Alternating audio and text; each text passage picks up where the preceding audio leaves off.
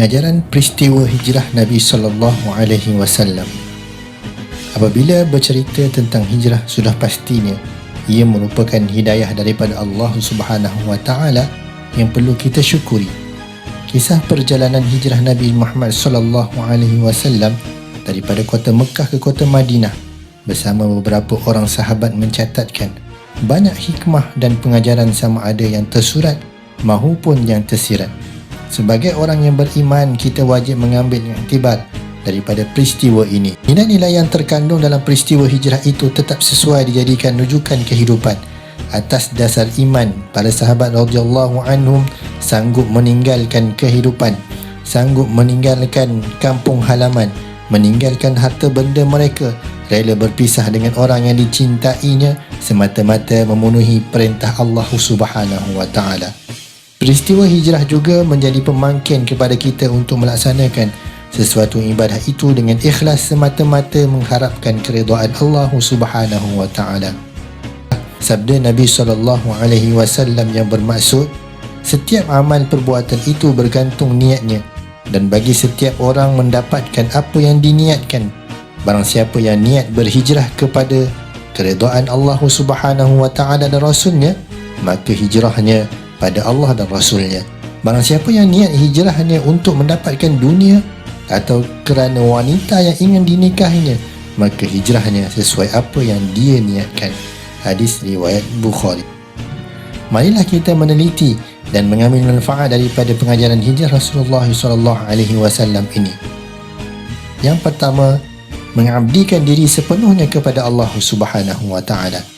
Penghijrahan Nabi SAW dari kota Mekah ke kota Madinah membentuk dan memartabatkan agama Islam dari sudut akidah, syariat, politik dan sebagainya sebagai tanggungjawab kita untuk beribadat kepada Allah Subhanahu wa taala.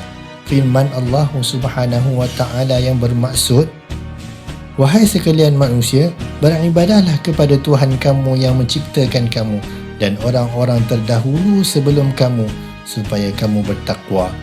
Yang kedua, hijrah dengan niat yang ikhlas kerana Allah Subhanahu wa taala. Manusia sentiasa menghendaki sesuatu perubahan dalam diri. Namun begitu, setiap amalan atau perubahan akan ditentukan oleh niat seseorang. Sekiranya diniatkan ikhlas kepada Allah Subhanahu wa taala, nescaya mendapat rahmat dan pahala di sisinya.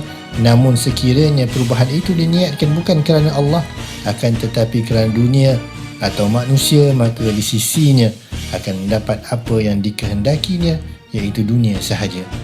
Firman Allah Subhanahu wa taala yang bermaksud, orang-orang yang beriman dan berhijrah serta berjihad pada jalan Allah Subhanahu wa taala dengan harta benda dan jiwa mereka adalah lebih tinggi darjatnya di sisi Allah Subhanahu wa taala. Surah At-Taubah ayat yang ke-20. Yang ketiga, yakin dengan pertolongan Allah Subhanahu wa taala. Semasa di Gua Thur, musyrikin Mekah ketika itu telah mencari baginda sallallahu alaihi wasallam. Abu Bakar As-Siddiq radhiyallahu anhu yang bersama baginda sallallahu alaihi wasallam dalam gua tersebut rasa takut dan bimbangkan keselamatan Nabi sallallahu alaihi wasallam.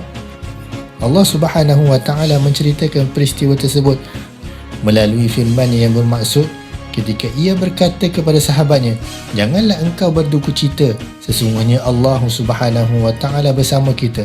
Yakin dan percaya kepada Allah adalah kunci kejayaan." Surah At-Taubah ayat yang ke-40. Yang keempat, menjalinkan hubungan persaudaraan dalam Islam, satu tuntutan wajib yang diperintahkan Allah Subhanahu wa taala dan Rasulnya, sebagaimana penyatuan kaum Ansar dan Muhajirin, kerana ia akan mewujudkan kekuatan, sedangkan dengan kekuatan itu akan mendapat menjayakan segala kerja yang rumit demi kepentingan Islam dan umatnya, dan jika kita berpecah belah akan menjadi lemah. Firman Allah Subhanahu wa taala yang bermaksud, dan taatlah kepada Allah Subhanahu wa taala dan Rasulnya, dan janganlah kamu berselisih yang menyebabkanmu menjadi gentar dan hilang kekuatanmu, dan bersabarlah, sesungguhnya Allah Subhanahu wa taala bersama-sama orang-orang yang sabar. Yang kelima, berubah sesuatu yang baik kepada yang lebih baik. Perlu mengubah pemikiran, sikap, tingkah laku dan tindakan agar lebih produktif. Kita tidak perlu mengeluh dengan dugaan yang menimpa, namun perlu mencari jalan keluar agar segala kemelut dapat diatasi. Rasulullah SAW bersabda, sesungguhnya orang yang paling berjaya ialah orang yang hari ini lebih baik daripada semalam, dan orang yang gagal adalah orang yang hari ini lebih teruk daripada semalam. Manakala orang yang terpedaya adalah orang yang hari ini sama dengan hari semalam. Hadis riwayat Bukhari dan Muslim. Marilah kita bermuhasabah diri dan bertaubat kepadanya di permulaan awal tahun Hijri ini. Cuba kita berfikir sejenak sejauh manakah kita telah menghayati Islam sebagai ad-din dan berazam meninggalkan segala perkara negatif yang menyalahi akidah dan syariah.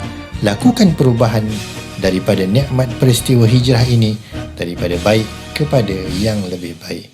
Selamat menyambut Tahun Baru Hijri.